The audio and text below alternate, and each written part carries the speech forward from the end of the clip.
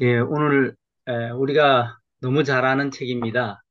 다니엘서에 대한 것을 여러분들과 좀 함께 나누고 싶은데요. 어, 오늘 함께 나눌 다니엘서 중에서도 오늘의 제목은 전쟁의 비밀입니다. 다니엘 하면 떠오르는 생각이 있습니다. 대부분 다니엘 하면 예언, 아니면 금신상, 작은 뿔, 또는 사자굴이나 풀무불 생각을 합니다. 그런데 성경의 모든 내용은 예, 성령님의 감동하심으로 기록된 책임과 동시에 뚜렷한 목적을 가지고 있습니다. 성경을 읽을 때 이걸 놓치면 굉장히 지엽적인 것에 매달리거나 어떤 자기가 좋아하는 것에 집착하게 됩니다. 손가락으로 무엇을 가리킨다고 해서 사람들은 손가락을 보지 않고 다들 손가락이 가리키는 것을 봅니다. 만약에 누가 손가락을 가리키는데 계속 손가락만 보고 있으면 아마 그것을 가리키는 사람이 좀 짜증이 날 겁니다. 왜 내 손가락을 보느냐고, 내가 손가락으로 가리키는 것을 봐야지라고 아마 생각할 것입니다.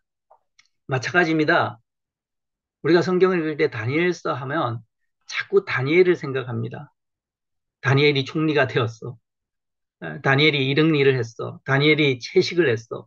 이런 거에 집착을 하는데 굉장히 위험한 생각입니다. 물론 어떤 한 부분을 집중적으로 연구하는 것도 중요하지만 과연 다니엘이 무슨 말을 하고 싶었는지 다니엘의 의도를 우리는 생각해 보아야 합니다.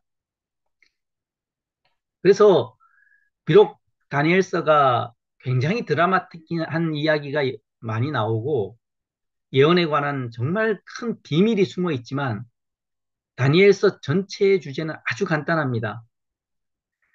하나님의 뜻이라고 하는 것을 사람이 어떻게 보고 어떻게 따를 것이냐, 이것이 다니엘의 주제입니다. 즉, 다니엘의 주제는 한마디로 표현하면 하나님이 다스리신다라고 하는 것입니다. 그래서 이 세상에는 두 부류의 사람이 살고 있습니다.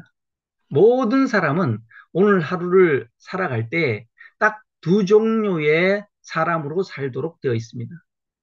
하나는 하나님의 뜻을 듣고 따르는 자가 있습니다. 나머지는 누굴까요?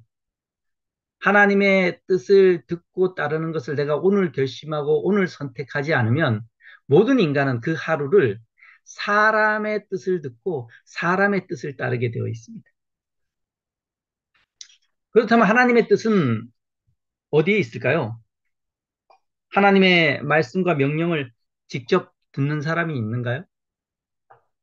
지금 이 시대에는 하나님의 말씀과 명령을 직접 듣는 사람이 없습니다. 간혹 집사님들이 꿈을 꾸셨다 그러고 어떤 분들은 하나님의 말씀을 직접 들었다고 하시는 분들도 계십니다. 물론 그들의 말을 못 믿어서는 아닙니다. 그러나 하나님께서 그렇게 말씀하실 수도 있으시지만 그러한 하나님의 말씀이라고 하는 것을 가장해서 사단도 얼마든지 그렇게 말할 수 있고 얼마든지 꿈에 나타날 수 있습니다. 그것을 신뢰하는 것은 매우 위험합니다. 예전에 하나님의 말씀과 명령을 직접 듣는 사람들이 있었습니다. 그 사람들을 우리는 선지자라고 말합니다. 그러나 오늘날은 선지자가 없는 세상에 살고 있습니다. 아니요, 선지자들은 있습니다. 그러나 대부분 자칭 선지자이지 진짜 선지자가 아닙니다. 만약에 누군가가 자기 자신을 선지자라고 말한다면 그 사람은 100% 거짓입니다. 하나님은 말씀하시는 통로를 이미 정해 놓으셨습니다.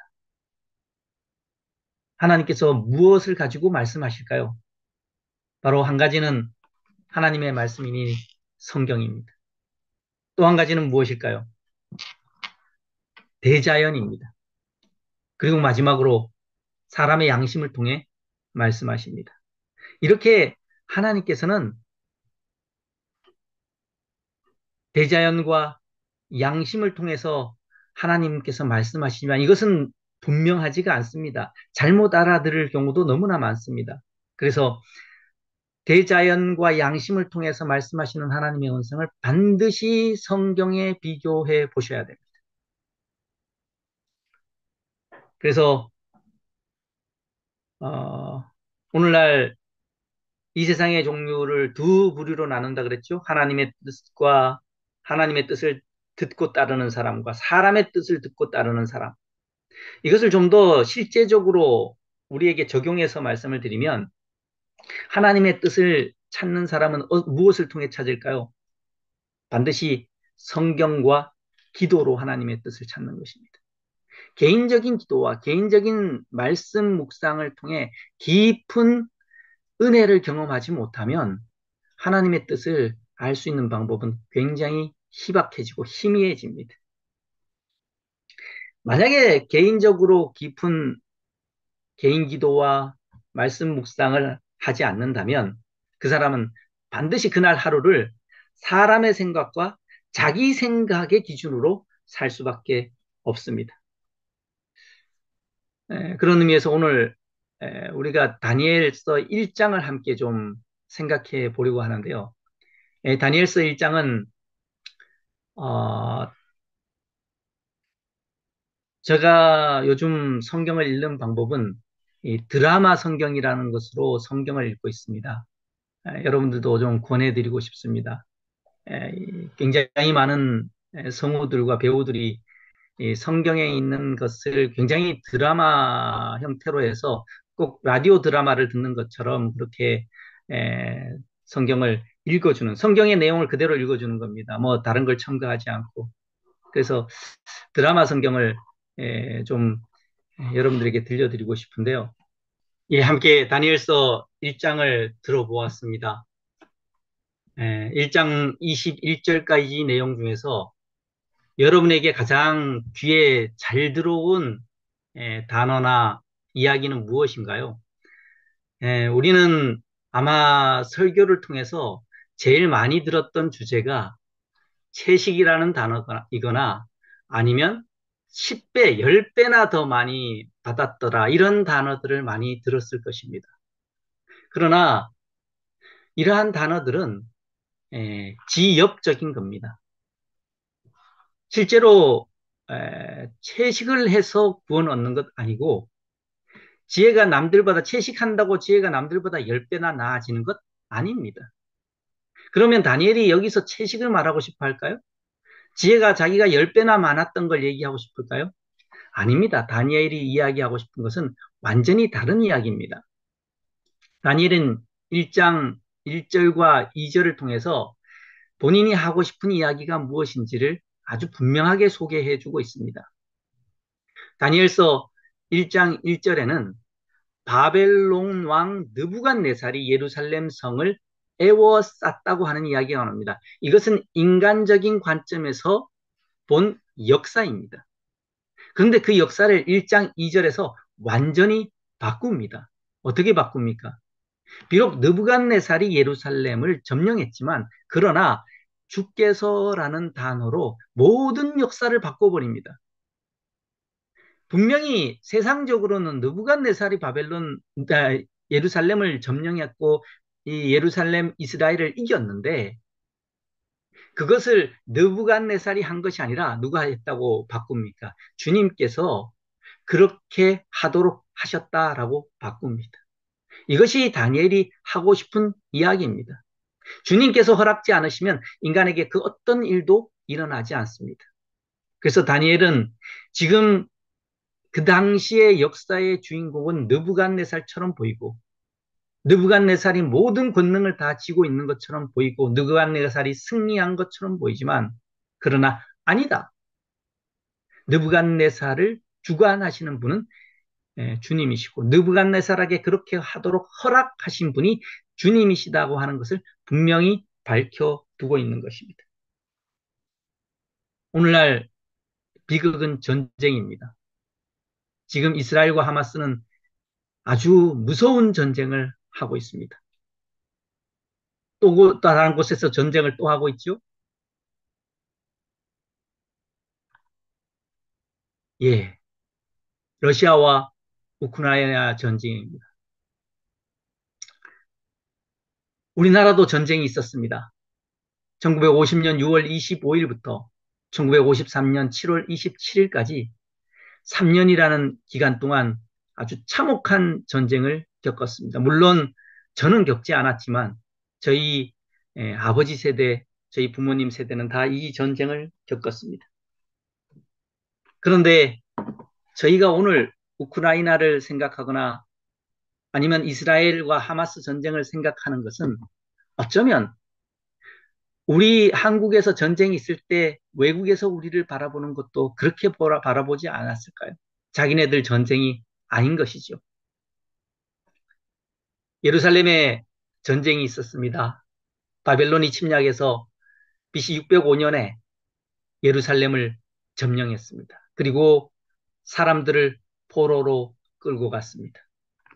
사람들은 다니엘 하면 에, 성경에서 가장 사람들이 많이 존경하고 따르고 싶어 하는, 배우고 싶어 하는 인물이 두 사람이 있는데 그것이 다니엘과 요셉입니다.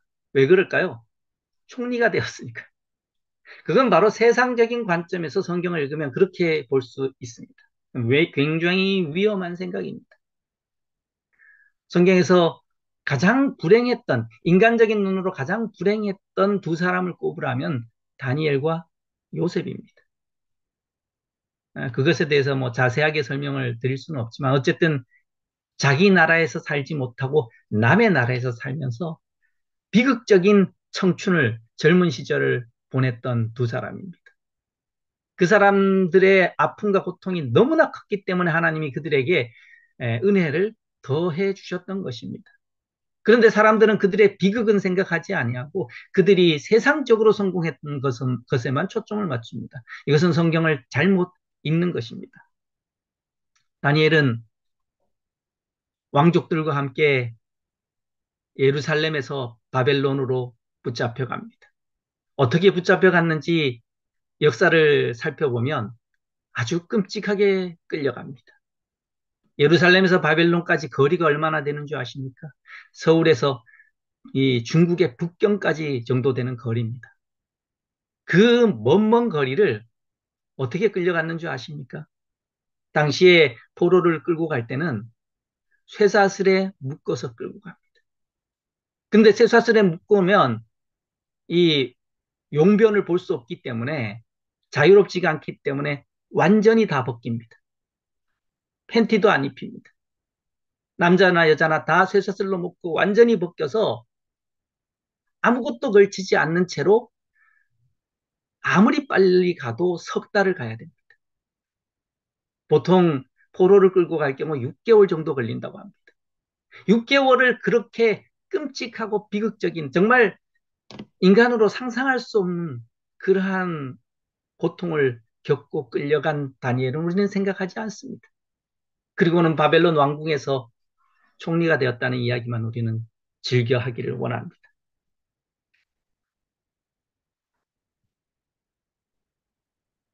오늘 전쟁의 이야기를 하는 이유는 하늘의 전쟁을 여러분들에게 설명하고 싶어서 그렇습니다. 전쟁의 이유가 무엇입니까? 시간이 다 가서 제가 자세히 읽어드리지는 못하지만 성경에는 계시록에 이렇게 나옵니다. 하늘에 아주 큰 전쟁이 벌어졌는데 천사장 미가엘과 그의 천사들이 용과 맞서 싸우고 그 붉은 용과 그의 부하들도 미가엘 군사와 맞서 싸워서 하늘에서 전쟁에서 이기지 못하여 쫓겨난다는 이야기가 나옵니다. 그렇다면 전쟁의 결과는 무엇입니까? 우리가 성경을 통해서 매일매일 다시 생각해야 되는 것은요. 주께서 승리하셨다는 것입니다. 예수님이 승리이시다라고 하는 것입니다. 요한일서 5장 4절에 이렇게 기록되어 있습니다. 무릇 하나님께로부터 난 자마다 세상을 이기느니라. 세상을 이기는 승리는 이것이니 우리의 믿음이니라. 즉 다니엘서는요. 딱 한 가지만을 우리에게 소개하고 있습니다. 예수님의 승리를 믿으라는 것입니다. 나라가 망해도 자기가 발가벗겨져서 끌려왔어도 나는 예수님의 승리를 믿는 사람이지 느부갓네살을 믿는 사람이 아니다라는 표현을 다니엘서서 분명히 해주고 있습니다. 오늘 우리가 성경을 읽으면서 찾아야 되는 것은 딱 한 가지입니다. 예수님이 승리시다라는 것입니다. 아니요. 예수님이 승리가 아니라 예수님만 승리입니다. 그게 어떠한 인간의 모습도 승리가 될 수 없습니다. 우리는 이 땅에서 자꾸 승리자가 되고 싶어 합니다. 전도를 해도 전도왕이 되고 침례를 주고 사람들을 몇 명이나 교회에 데리고 왔는지 이런 거 가지고 이야기. 부흥과 전도를 이야기하는 사람들의 모습을 볼 때마다 저는 마음이 아픕니다. 그들에게 승리는 인간적인 개념으로 접근될 때가 너무나 많기 때문입니다. 오늘 이 아침 비록 다니엘서를 이야기하지만 여러분들에게 한 가지만 말씀드리고 싶습니다. 여러분의 오늘 하루가 예수님만 승리인 것으로 사시기 바랍니다. 그래야 이 세상의 사람들이 말하는 승리를 따라가지 않게 됩니다. 예수님의 우리를 사랑하시는, 그래서 우리를 구원하시기 위해서 무엇을 행하셨는지를 예수님의 십자가 밑에서 보는 자들만이 예수님의 승리가 무엇이었는지를 올바로 이해할 수 있을 것입니다. 오늘 성령님의 감동하심이 여러분들을 예수님의 십자가 아래로 인도하셔서 예수님의 승리가 오늘 하루 나에게 어떤 의미가 있는지를 보여주고 들려주고 말씀하시는 그러한 하늘의 능력을 경험하시는 여러분과 제가 되기를 바라면서 말씀을 마치겠습니다. 하늘에 계신 우리들의 아버지 하나님, 우리에게 하나님의 말씀, 성경을 읽게 하시고 듣게 하시고 오직 예수님이 우리의 승리시며 예수님이 우리의 구원이심을 이 아침 우리 가슴에 말씀하시니 감사를 드립니다. 예수님만 승리이심을 경험하게 하시고 이 땅에서 증거하게 하여 주시옵소서. 예수님 이름으로 기도하옵나이다.